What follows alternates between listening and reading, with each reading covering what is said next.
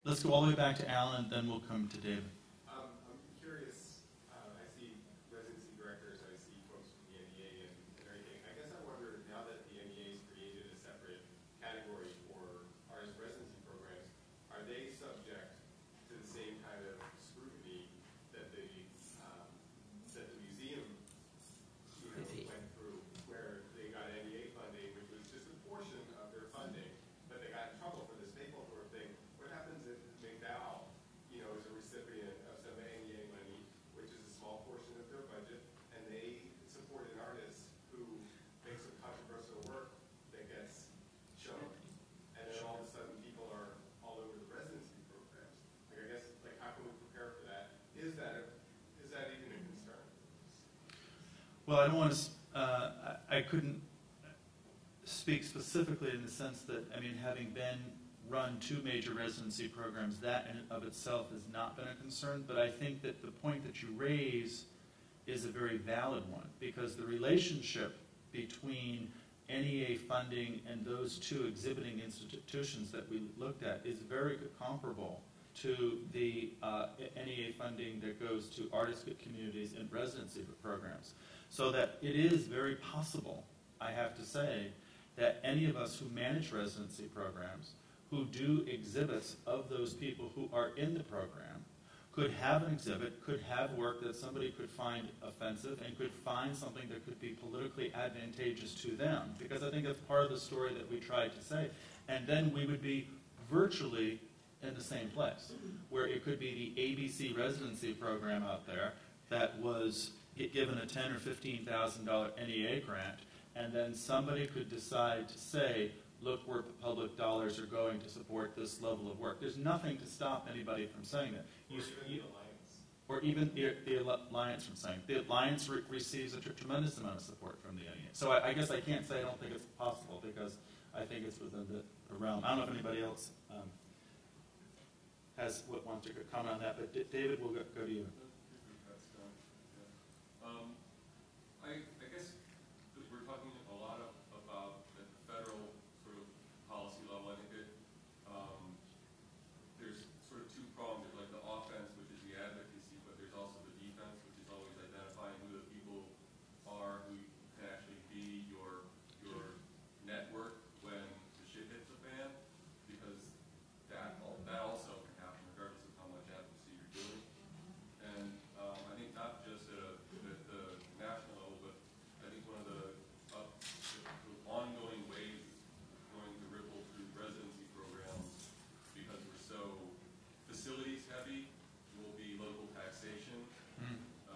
And the vulnerability is all the same elitist charges that you've been dragging us through, Wayne.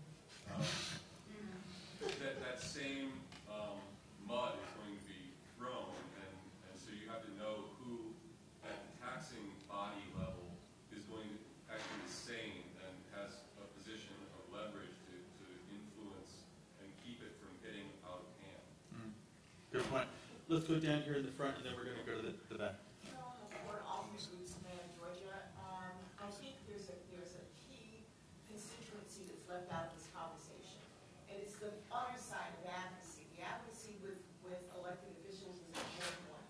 The advocacy working within our networks is an important one. But where we're missing the largest audience are the people in the communities who buy the tickets, who come to the shows, who come to the exhibits. And I was at the Emeritus for the Arts Conference in June, and it was astounding to hear in the survey, people support the arts. They don't support artists. They don't know who the artists are. We're this group of people set off over here somewhere, the Preciosity, and we're missing that connection. If we can't bridge that gap with the people who buy the tickets, who ultimately vote,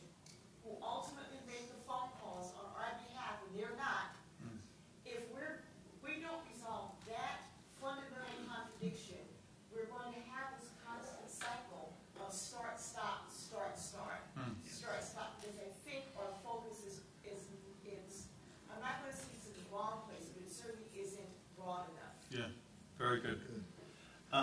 All the way in the back of the room, yes. Yes. Okay, I'm Mary Jenkins. I'm from Massachusetts Local Council. Hello, Mary. And I originally started off in the sort of funding world in a completely different place.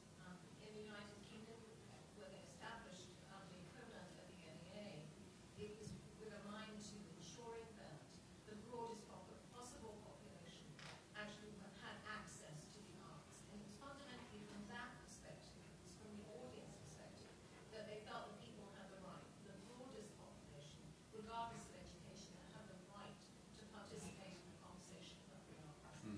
And one of the things that struck me, I've lived here on and off for the past 20 years, and one of the things that struck me is come out of what Wayne was talking about, which was the ordinary man in the street.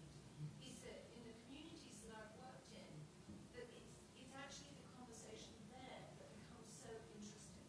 So that I think there are hundreds of communities in this country that are very interested in how, and actually are faced with an incredible dilemma about the future of their communities, where the arts actually play, and artists specifically, not just cultural organizations, but artists play absolutely a fundamental part.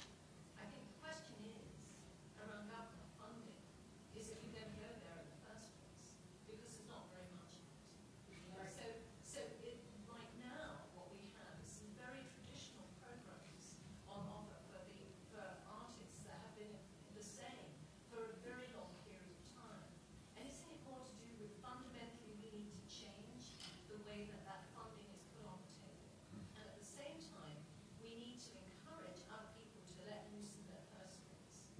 Last year in Massachusetts, whether they realize it or not, $400,000 of municipal money was spent in communities, and a lot of it was actually focused on artists. Now, if you said to one of the local mayors, did you realize you're spending this much money on artists? He would probably say, what? I have no idea. But I do know we're funding this program to do with revitalization in our community. And then there are artists actually, he wasn't particularly interested in how much these were, but there is money being spent. So is there a way to kind of construct this in coming from a different place? The municipality in Hyannis, Massachusetts, developed a program that they called the Shanty Program, which I thought was really peculiar to begin with. And yet, nonetheless, in the first year, 22 artists made $142,000. So maybe what we need to do is sort of rethink the kind of business model in terms of how we go about actually creating money. So it's not Very about good. artists disappearing into academia. It's about artists being in the public domain, much the same as Howard has managed to do in terms of his work. I think we have an enormous amount to offer in terms of mentoring Great. people who want to go about doing what we do. Well, I was just going to ask, as I remember, I spent a lot of time in Warrington over 5 years. Now, we did not get national lottery money, but isn't that how the arts are funded? It's through 5 good causes that are sponsored by the national lottery. So people buy tickets, and then the lottery money is redistributed among hospitals, and one of them, as I remember, was the arts. And you can see, I mean, it's pretty interesting what happened in Trafalgar Square with the performance piece, which I think you'd have a very hard time pulling off in Washington, D.C., in a public space. But I was just asked that the project in Warrington was completely funded by the local town. And we didn't even bother going for lottery money because it was the millennium and all that money was being spent to produce these big projects for the millennium. Well, we'd like to have this conversation continue. I think that, as you see any of us here at the conference or among yourselves, please, let's continue this. I want to thank all of you for being here, and I very much would like to thank the panel. These guys put in a lot of work to be able to be here. So Barbara, Howard, Wayne, thank you. It was really